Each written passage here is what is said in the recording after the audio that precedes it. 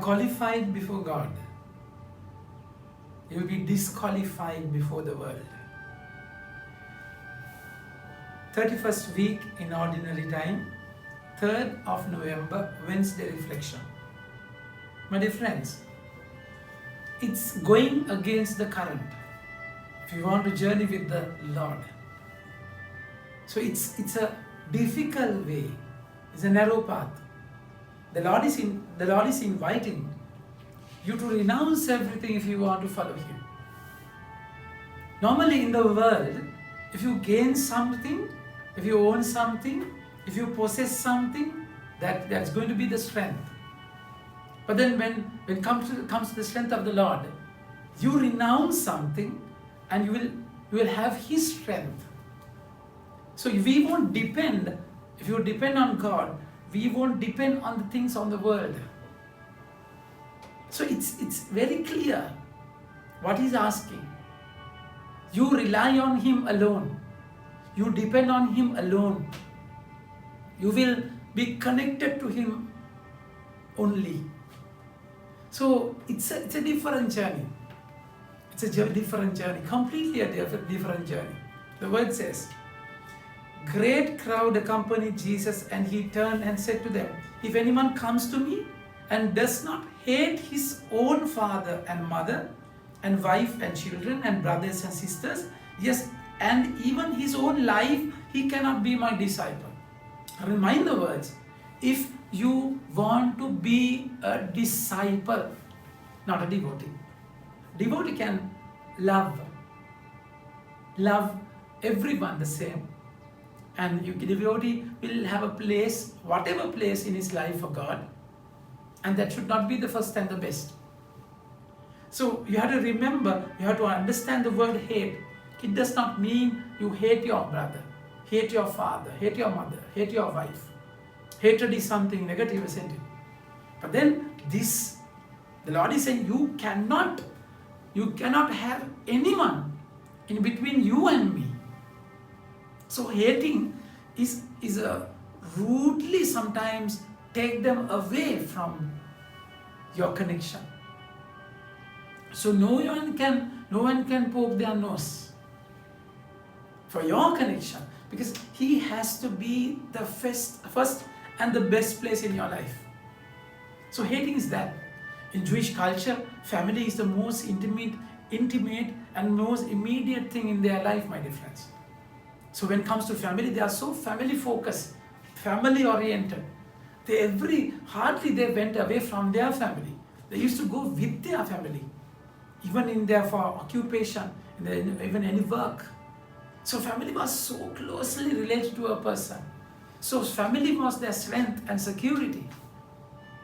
So the Lord is breaking it to say there cannot be anyone in between yourself and God.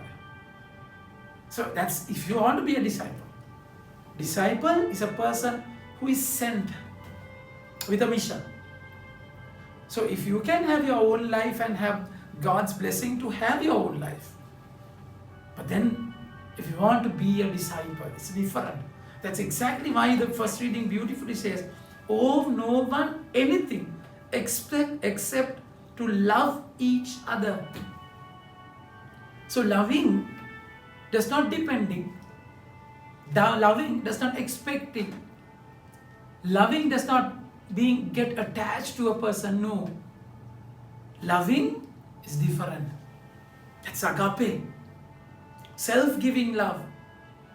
And you are not bound by anyone. You are not a slave to anyone. No one can control you, because the Lord is your master.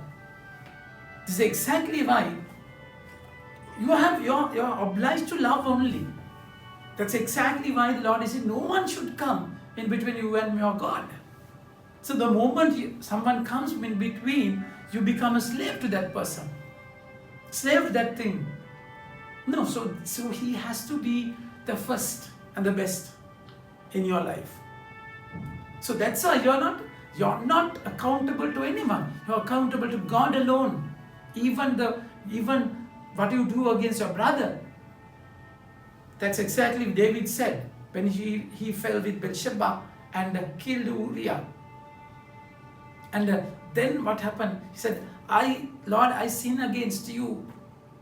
You alone. That is exactly the meaning. And it's up to you whether you want to be a disciple or devotee.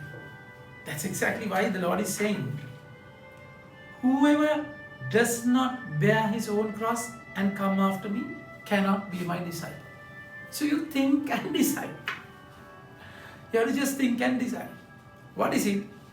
For which of you, desiring a building, a tower, does not first sit down and count the cost, whether he has enough to complete it? Of course, these days, if you want to build a tower, you don't have cement, isn't it? So anyway, you have a problem. You have to sit and decide. So whether I have enough resources, enough money, enough stuff. So first he has to sit and decide. So what he has is going to be the strength. See the paradox, spiritual paradox. And also, if not, and he will not sit down to deliberate. And also he brings this example of a king. Or what king going out to encounter another king in war will not sit down first and deliberate whether he is able with 10,000 to meet him who comes against him with 20,000. And if not, while the other is yet a great way off, he sends his delegation and asks for terms of peace. So he has to sit down, and whether he's going to fight with 20,000 with his 10,000. So what he has is strength. But then it's not with the Lord. It's a different thing. So what your strength is not going to be what you have, what you give up. That's exactly why. So therefore, any one of you who does not renounce all that he has cannot be my disciple. So in the world, what you possess, gain, own is going to be the strength. But then with him, what you renounce, forego, let go, sacrifice, leave is going to be your strength. So first, you have to sit and decide. Sit and decide with him. My dear friends, you cannot do this with your own strength. That's exactly why the Lord said, for men it's impossible. With God, there's nothing impossible. For the rich young man, he said. Because he could not leave everything and follow him. See, he didn't have time to sit and decide. So it's up to you, my dear friends. Sit with him. In Isaiah chapter 1 verse 18, he says, come, we'll discuss. What you cannot let go, what you cannot surrender, what you cannot forego, leave, what is being attached to your life, will have strength to leave it. So enjoy his company. Enjoy his strength. You're called to be a disciple. If you want to be a disciple, you have to take up your own cross and come after him. Go after him. And that's exactly where you are comforted, because he is there just in front of you. He's going to be your strength. He's going to be your sustenance. He's going to be your assurance and insurance. And he's going to be your guide. Think about it. Have a nice day. May God bless you.